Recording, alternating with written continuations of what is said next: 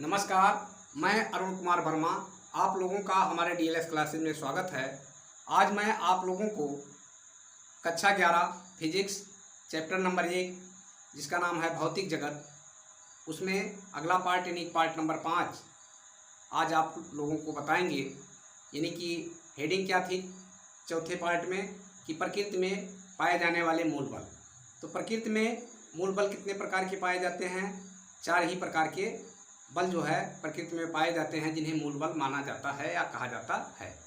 पहला क्या था कि गुरुत्वाकर्षण बल, दूसरा क्या था वैद्युत चुंबकीय बल, तीसरा नंबर यहाँ आ गया प्रबल नाभिकीय बल। कौन सा? तीसरा नंबर हो गया प्रबल नाभिकीय बल।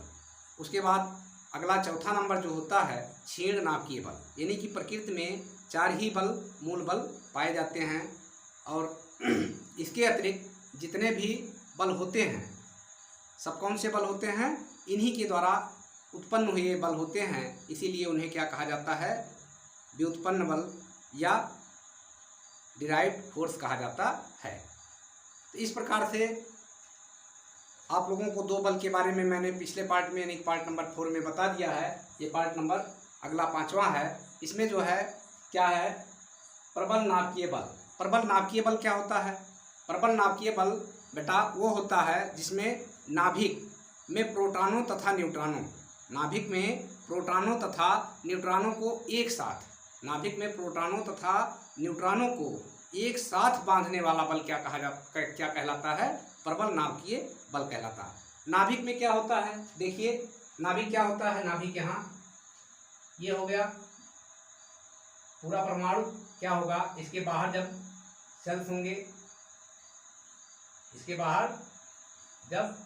होंगे, थोड़ा गोला जो है तिरछा हो गया,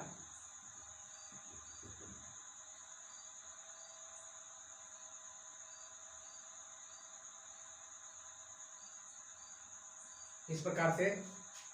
तो क्या होता है कि ये होता है नाभिक और ये पूरा होता है परमाणु।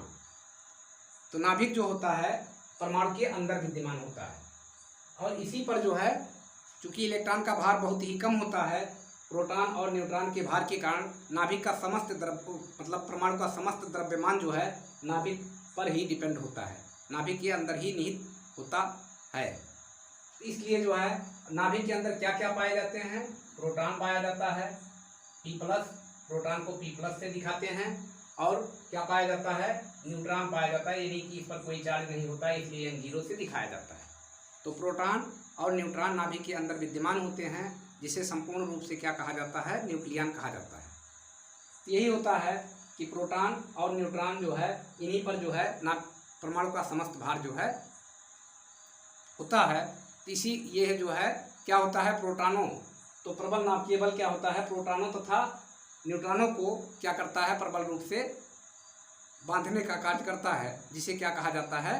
प्रबल नाभिकीय बल कहा जाता है। इसके कुछ अभिलाक्षणिक क्या होते हैं? गुण होते हैं। इसके कुछ अभिलाक्षणिक गुण होते हैं। जैसे पहला गुण हो गया कि प्रबल नाभिकीय बल वैद्युत चुंबकीय बल से क्या होता है? 100 गुना अधिक प्रबल होता है। क्या होता है? प्रबल नाभिकीय बल वैद्युत चुंबकीय बल से 100 गुना अधिक प्रबल होता है। दूसरा बल क्या हो गया? दूसरा यह जो है लघु परास वाला बल होता है। लघु परास वाला बल होता है यानी कि इसका अर्थ हुआ कि इसका जो है ये जो है केवल नाभिक के अंदर ही इसका प्रभाव होता है, नाभिक के बाहर कोई इसका इफेक्ट नहीं होता है। और नाभिक बहुत ही सूक्ष्म होता है, परमाणु के अंदर होता है। नाभिक की त्रिज्या जो है 10⁻⁻15 मीटर की कोटि की होती है, बहुत ही छोटा होता है, सूक्ष्म होता है। इसलिए जो है इसे क्या कहा जाता है? लघु परास वाला बल भी कहा जाता है। यह बल जो है आवेशों पर डिपेंड नहीं होता है, यह बल जो है आवेश पर निर्भर नहीं करता है। तीसरा पॉइंट क्या हो गया कि यह बल जो है आवेश पर निर्भर नहीं करता है। और अगर आवेश पर निर्भर नहीं करता है तो इसको समझाया जा सकता है कि 2 प्रोटॉन या 2 प्रोटॉन हो, 2 न्यूट्रॉन हो, तथा 1 प्रोटॉन 1 न्यूट्रॉन हो, या 3 प्रोटॉन 3 न्यूट्रॉन हो, या 4 प्रोटॉन 4 न्यूट्रॉन हो। तो इस प्रकार से जो है ये जो है इस पर जो है समान रूप से जो है सब पर बल पाया जाता है। तो यही है प्रबल नाभिकीय बल। अब इसको आप लोग उतार लीजिए और एक बार दो बार रिवीजन कर लीजिएगा, आप लोगों को कंठस्थ हो जाएगा। तो अब चलते हैं अगले बल पर। तो अगला है नंबर 4, छेड़ नाभिकीय बल, यानी कि weak nuclear force. Weak nuclear force क्या होता है बेटा? वीक यानी कि छेड़ नाभिकीय बल वह बल होता है जिसमें नाभिकीय परिघटनाओं या घटनाओं, नाभिकीय घटनाओं, जैसे कोई रेडियो एक्टिव नाभिक हो। रेडियो एक्टिव नाभिक क्या होता है? रेडियो एक्टिव नाभिक जैसे यूरेनियम हो गया, यूरेनियम का नाभिक हो गया, थोरियम का नाभिक हो गया, रेडियम का हो गया।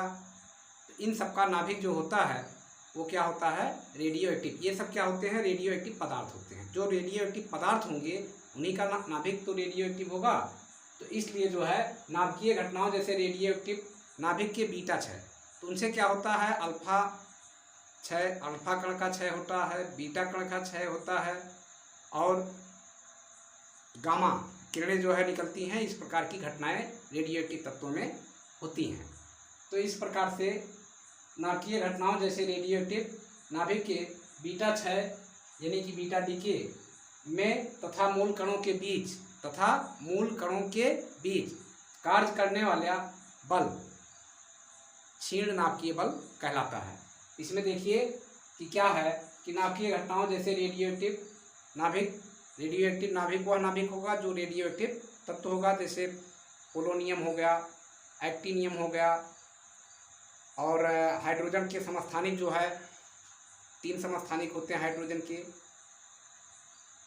तो उसमें जो है 1s3 जो होता है वो भी जो है रेडियो एक्टिव तत्व ही माना जाता है। 1s1, 1s2, 1h3 protium, deuterium तथा ट्राइटियम नाभिक के 3 समस्थानिक होते हैं। तो 1h3 क्या होता है? वो भी रेडियो एक्टिव ही माना जाता है, होता है। तो इस प्रकार से पोलोनियम हो गया, एक्टिनियम हो गया, रेडियम हो गया, यूरेनियम हो गया, थोरियम हो गया, ये सब क्या होते हैं? जो तत्व हैं ये रेडियो एक्टिव तत्व होते हैं। तो रेडियो एक्टिव तत्व के नाभिक से जो है अल्फा कण, बीटा कण तथा गामा किरणें निकलती हैं। ये स्वतः ही क्या होती हैं? अपने आप इनका क्षय होता रहता है। तो इनमें से तथा मूल कणों के बीच कार्य करने वाला बल जो है वही क्या कहलाता है? क्षीण नाभिकीय बल कहलाता है।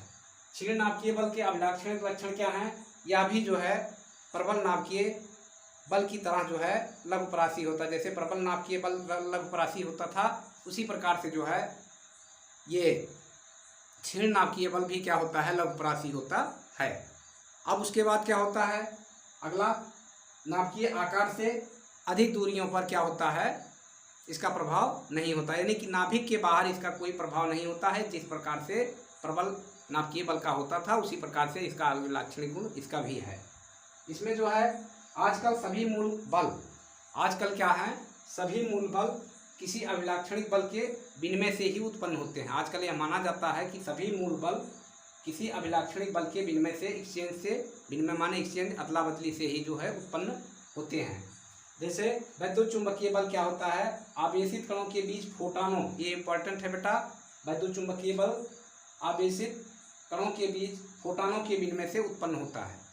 तो वैद्युत चुंबकीय बल जो है किससे होता है?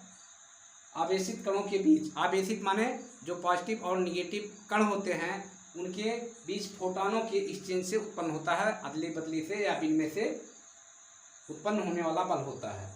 अगला है प्रबल नाभिकीय बल। प्रबल नाभिकीय बल जो है न्यूक्लियानों के मेसानों, न्यूक्लियन क्या होते हैं? बताया हमने, प्रोटॉन और न्यूट्रॉन जो नाभिक के अंदर निहित होते हैं उन्हें क्या कहा जाता है? न्यूक्लियन कहा जाता है। न्यूक्लियन किसे कहा जाता है? P पॉजिटिव और प्लस N0, इन्हीं को क्या कहा जाता है बेटा? न्यूक्लियन कहा जाता है।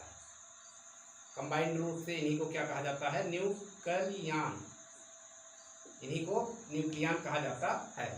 तो क्या होता है कि प्रबल नाभिकीय बल न्यूक्लियनों के मेसानों के विनिमय से उत्पन्न होने वाला बल है। अगला है दुर्बल नाभिकीय बल। दुर्बल नाभिकीय बल क्या होता है? बोसॉनों के विनिमय से उत्पन्न होने वाला बल है। दुर्बल नाभिकीय बल क्या होता है? बोसॉनों के विनिमय से उत्पन्न होने वाला बल होता है। अगला नंबर 4, गुरुत्वीय बल या गुरुत्वाकर्षण बल। गुरुत्वीय बल या गुरुत्वाकर्षण बल। गुरुत्वाकर्षण बल क्या होता है? जो पृथ्वी द्वारा पृथ्वी किसी वस्तु को अपनी तरफ जिस बल के कारण अपनी तरफ आकर्षित करती है, उसी को क्या कहा जाता है? गुरुत्वाकर्षण बल या गुरुत्वीय बल कहा जाता है। तो गुरुत्वीय बल अभी तक जो है अनिर्धारित, यानी कि निर्धारित नहीं हो पाया अभी तक। कण जो है ग्रेविटान के बारे में अभी शुद्ध रूप से कोई निर्धारण नहीं हो पाया है। तो गुरुत्वीय बल जो है अभी तक अनिर्धारित कण ग्रेविटान के विनिमय से उत्पन्न होता है, ऐसा माना जाता है। तो इस प्रकार से प्रबल नाभिकीय बल और क्षीण नाभिकीय बल भी समाप्त हुआ। तो प्रकृति में पाए जाने वाले 4 प्रकार के बल जो हैं यही हैं। तो इस प्रकार से अब आप लोगों से हम, अगर समझ में आया हो आप लोगों को या अच्छा लग रहा हो तो लाइक करिए, सब्सक्राइब करिए और अपने दोस्तों में भी शेयर करिए। अगर हमारा पढ़ाया हुआ आप लोगों को समझ में आ रहा है, जिससे उनका भी फायदा हो। तो फिर मिलते हैं अगले पार्ट में। अब इसमें इस चैप्टर में ज़्यादा कुछ नहीं बचा है, बचा केवल इतना है, आवेश संरक्षण का सिद्धांत, द्रव्यमान संरक्षण का सिद्धांत। तो ये सब बताने की ज़रूरत नहीं है, जब चैप्टर आएगा तो उसमें जो है बताया जाएगा। अब आवेश संरक्षण क्या होता है? आवेश को ना तो उत्पन्न किया जा सकता है, ना ही इसका समाप्ति किया जा सकता है। द्रव्यमान संरक्षण का नियम इसको बता ही दिया गया है, क्या है? E बराबर mc², जो आइंस्टीन का नियम है उसी के आधार पर होता है। तो इस प्रकार से ये चैप्टर समाप्त हुआ। अब अगले पार्ट में आपसे मिलते हैं चैप्टर नंबर 2 के साथ। तब तक के लिए नमस्कार, धन्यवाद।